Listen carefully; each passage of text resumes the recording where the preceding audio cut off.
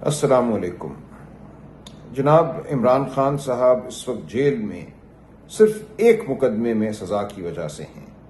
یہ مقدمہ القادر ٹرسٹ کے نام سے مشہور ہے۔ یہ مقدمہ ہے کیا؟ ہمیں بار بار اس مقدمے کے جھوٹ کو دنیا کے سامنے رکھنا ہے۔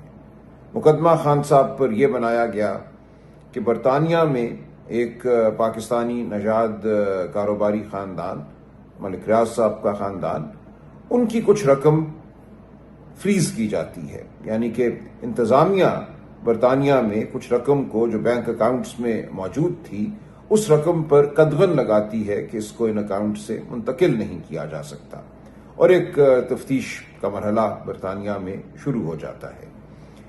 اس دوران خاندان، ملک ریاض خاندان، برطانیہ کی نیشنل کرائم ایجنسی سے ایک معاملہ کرتا ہے، معاہدہ کرتا ہے، اور یہ معاہدہ طے پاتا ہے کہ یہ رقم جس کو برطانیہ میں فریز کیا گیا تھا، جس پر قدغن لگائی گئی تھی، اس رقم کو برطانیہ سے واپس منتقل کر دیا جائے گا کسی دوسرے ملک کی جانب۔ یہ رقم دبئی سے بھی برطانیہ منتقل ہوئی تھی، کچھ رقم شاید پاکستان سے بھی برطانیہ منتقل ہوئی تھی، کچھ رقم کے حوالے سے یہ واضح نہیں کہ وہ کہاں سے برطانیہ آئی، لیکن بہرحال ایک معاہدہ ہوتا ہے جس کے تحت ملک ریاض خاندان اس رقم کو پاکستان منتقل کرنے پہ آمادہ ہو جاتا ہے۔ اس معاہدے میں یہ لکھا جاتا ہے کہ یہ رقم پاکستان میں قائم جو سپریم کورٹ کا ایک اکاؤنٹ ہے، جس میں بحریہ ٹاؤن کی جانب سے رقم ادا کرنا ٹھہرا تھا ایک فیصلے کے تحت، اس اکاؤنٹ میں یہ رقم جمع کرائی جائے گی۔ اب یہ تمام معاملہ ملک ریاض خاندان اور برطانیہ کی جو ایجنسی ہے اس کے درمیان طے پاتا ہے۔ اس میں عمران خان صاحب کا یا حکومت پاکستان کا کوئی عمل دخل نہیں ہے۔ یہ بات بہت اہم ہے ذہن نشین کرنا۔ ایک غلط مفروضہ قائم کیا گیا کہ شاید کوئی ایسی رقم تھی جس کے حوالے سے برطانیہ میں کسی عدالت نے یا کسی ادارے نے یہ فیصلہ دے دیا تھا کہ یہ رقم پاکستان کی ملکیت ہے، اور اس رقم کو پاکستانی کابینہ نے عمران خان صاحب کے کہنے پر اس اکاؤنٹ میں منتقل کر دیا جو سپریم کورٹ نے کھولا تھا ملک ریاض سے رقوم وصول کرنے کے حوالے سے، یا جو ملیر کی زمین کا ایک مقدمہ تھا اس میں جو ایک پینلٹی اس خاندان پہ لگی تھی یا بحریہ ٹاؤن پہ لگی تھی، اس کے لیے جو ایک اکاؤنٹ کھولا گیا تھا اس میں شاید پاکستان کابینہ کے کسی فیصلے کی وجہ سے رقم منتقل ہوئی۔ یہ سراسر جھوٹ ہے۔ رقم کی اس اکاؤنٹ میں منتقلی ملک ریاض خاندان اور برطانوی ادارے کے درمیان ایک معاہدہ تھا جس سے حکومت پاکستان کا کوئی تعلق نہیں تھا۔ اس معاہدے کو حکومت پاکستان کی جانب بھیجا گیا صرف ایک کام کے لیے کہ اس کو خفیہ رکھا جائے گا۔ اس کو ایک عام زبان میں جو قانونی زبان ہے کہا جاتا ہے کانفیڈینشیلٹی ایگریمنٹ۔ برطانوی ادارے نے یہ کہا کہ ہم نے یہ معاہدہ کیا ہے، ہم اس معاہدے کی تشہیر نہیں چاہتے۔ اس معاہدے کے تحت رقم پاکستان آئے گی جو 190 ملین پاؤنڈ ہیں یا 171 ملین پاؤنڈ ہیں، وہ پاؤنڈ کی شکل میں رقم پاکستانی خزانے میں جائے گی، اس کا جو بدل ہے روپیوں میں وہ سپریم کورٹ کے اکاؤنٹ میں جائے گا۔ لہٰذا پاکستانی خزانے کو فی الفور ایک خطیر رقم پاؤنڈز کی صورت میں وصول ہونا تھی، اور یہ بات پاکستان حکومت جانتی تھی۔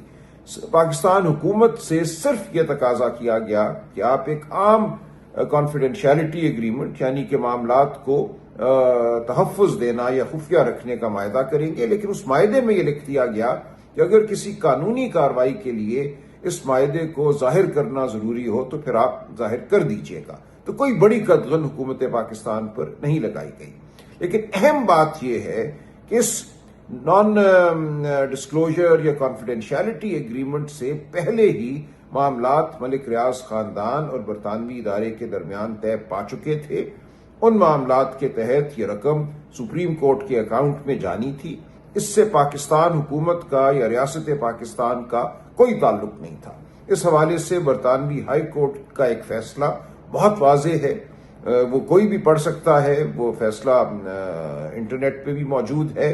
احمد نورانی صاحب نے اپنے ویلاگ میں اس کا بہت خوب تذکرہ کیا۔ جو بھی حقائق جاننا چاہے وہ اس فیصلے کو ضرور پڑھے، اور بالخصوص اس فیصلے کا پیرا 53، یعنی کہ یہ ایک معاہدہ تھا جس سے کوئی تعلق ریاست پاکستان کا نہیں تھا، کسی برطانوی ادارے یا عدالت نے یہ فیصلہ نہیں دیا تھا کہ یہ رقم ریاست پاکستان کی ملکیت ہے اور یہ رقم اس معاہدے کے تحت سپریم کورٹ کے پاس اکاؤنٹ میں منتقل ہوئی۔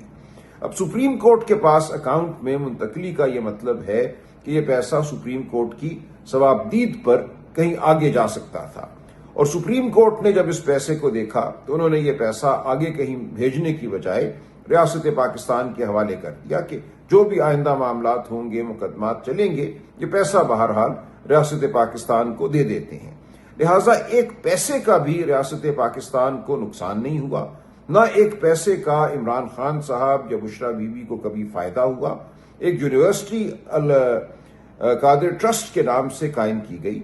اس یونیورسٹی کا قیام اس تمام پیسے کی ترسیل سے بہت پہلے وجود میں آ چکا تھا، زمین خریدی جا چکی تھی، ٹرسٹ بھی بن گیا۔ لہٰذا ایک پیسے کا فائدہ خان صاحب کو نہیں ہوا۔ آپ جانتے ہیں ایک ٹرسٹ کے تحت جو ادارہ بنتا ہے، جیسے کہ شوکت خانم ہسپتال ہے، اس میں دی گئی رقوم جو ٹرسٹ کا بنانے والا ہے اس تک نہیں آتی۔ قانوناً ایک دیوار ہے، ایک پیسہ ٹرسٹ میں سے باہر نکل کر ٹرسٹ بنانے والے کے پاس نہیں آتا۔ لہٰذا جو بھی رقم ٹرسٹ کو دی جاتی ہے وہ ٹرسٹ کے معاملات پر ہی خرچ ہوتی ہے۔ القادر ٹرسٹ کو دی گئی رقم القادر یونیورسٹی میں پڑھنے والے طلباء کی ضروریات، اساتذہ، انہی پر خرچ ہونی تھی اور ہوئی۔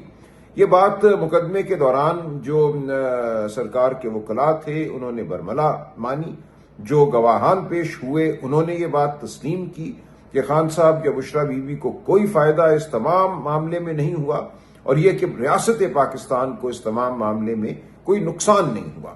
اس کے باوجود ٹرائل عدالت نے خان صاحب کو سزا دی، بشرا بی بی